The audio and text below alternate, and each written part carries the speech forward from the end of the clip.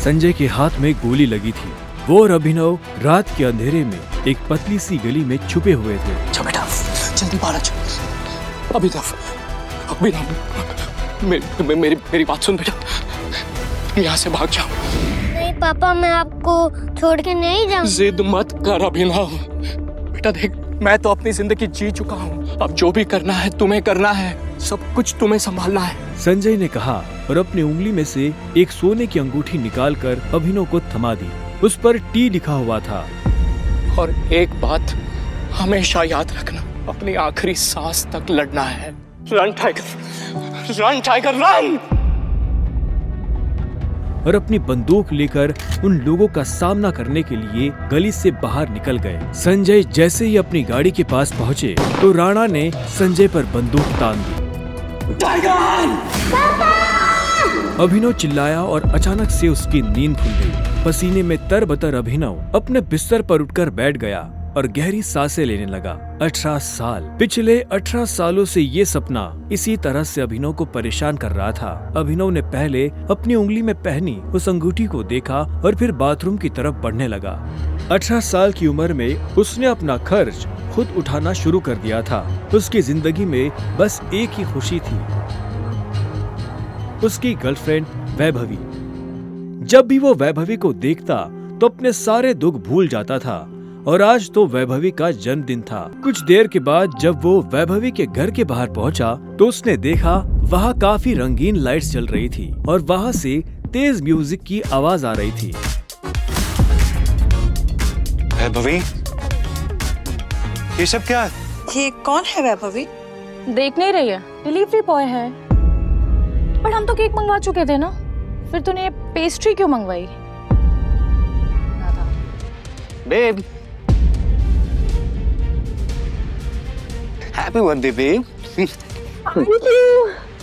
मैं तुमसे ब्रेकअप कर रही हूँ। व्हाट? और नहीं तो क्या, बेचारी कब तक तुझ जैसे गरीब के साथ ऐसी आधी पेस्ट्री खाती रहेगी। मत क्यों सुनो? गरीब तो तुमने ठीक नहीं किया वैभवी। और अभिनव वहाँ से निकल गया। उसकी आंखों में आंसू थे और उसका दिल बुरी तरह टूट चुका था। हर घूंट के साथ उसकी आंखों के सामने वो दृश्य आ रहा था जिसमें देवेन वैभवी के गालों को चूम रहा था।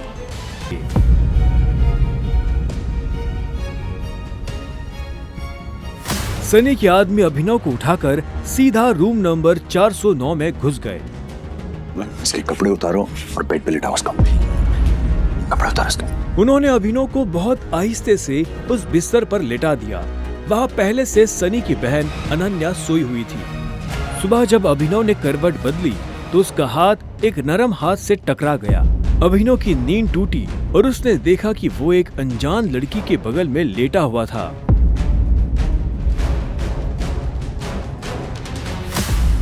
कौन हो तुम? तुम मेरे कमरे में क्या कर रहे हो?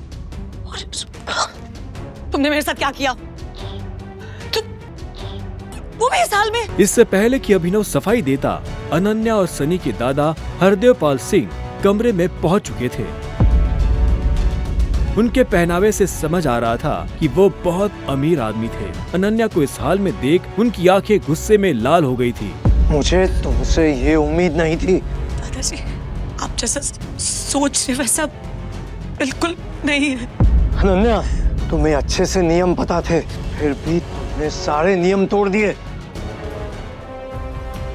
इससे पहले कि अभिनव कुछ समझे, हरदेव के आदमियों ने उसे मारना शुरू कर दिया था।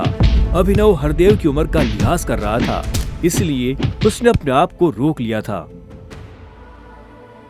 अनन्या, इसे हॉस्पिटल भेज देना ताकि शाम को अकरम की पार्टी में आने के लिए ठीक ठाक से तैयार हो जाए।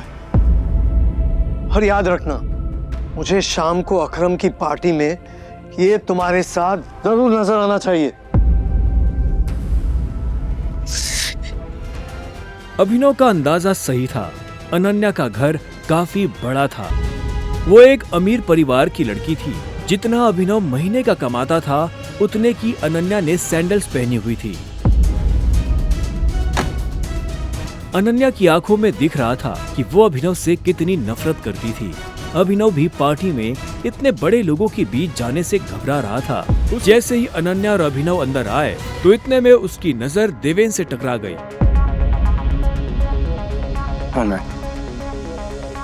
तुम यहाँ क्या कर रहा है साले? He's my husband. अनन्या पागल हो गई हो तुम? इस सड़क छाप में ऐसा क्या देख लिया किससे शादी कर ली?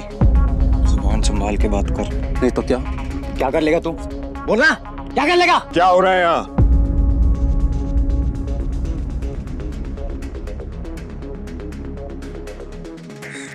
अकरम सर, देखिए इस आदमी को, ये क्रिमिनल है, जबरदस्ती आपकी पार्टी में घुसाया। इधर आओ। तुम इस पार्टी में इनवाइटेड नहीं हो। इससे पहले कि मैं पुलिस को बुलाऊं, चले जाओ यहाँ से। अनन्या, तुम भी इससे दूर हो, साला गरीब कहीं का। रुको। अकरम भागते हुए अभिनव के पास गया और उसकी अंगूठी को देखने लगा। मुझे तुमसे कुछ जरूरी बात करनी है, अकेले में। अच्छा, चलो। कुछ देर बाद जब वो अकरम के कमरे में पहुंच गए तो अकरम ने दरवाजा बंद किया और अभिनव के पास आकर बोला, मैं तुम्हारी ये अंगूठी देखना चाहता हूँ। क्यों? डरो बात, मैं ऐसे मांगने वाला नहीं हूँ, बस मुझे इसमें कुछ देखना है, प्लीज।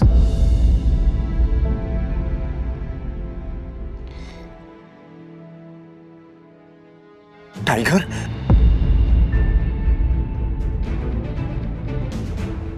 टाइगर? अभिनव ने अकरम के मुंह से ये शब्द सुना तो वो हैरान हो गया। उसे अचानक से अपने पिता के वो आखिरी शब्द याद आ गए जो उन्होंने अभिनव से विदा लेते हुए कह दिए थे। Run tiger, run tiger, run! लेकिन अभिनव हैरान था, उससे समझ नहीं आ रहा था कि अकरम ये सब कैसे जानता था। आखिरकार मैंने तुम्हें ढूंढ ही लिया, टाइगर। टाइगर? हाँ, पिछले 18 सालों से मैं तुम्हें ढूंढने की कोशिश कर रहा हूं। तुम हमारे टाइगर हो, हमारी हजारों करोड़ों की एम्पायर के वारिस, जिसे हम 3 दोस्तों ने मिलकर शुरू किया था। मैं, तुम्हारे पापा संजय गढ़वाल और राणा अग्निहोत्री। वो देखो। इतना कहते ही अकरम ने दीवार पर टंगी एक तस्वीर की तरफ इशारा कर दिया जिसमें संजय, अकरम और राणा तीनों मौजूद थे। राणा को देख अभिनव को झटका लगा।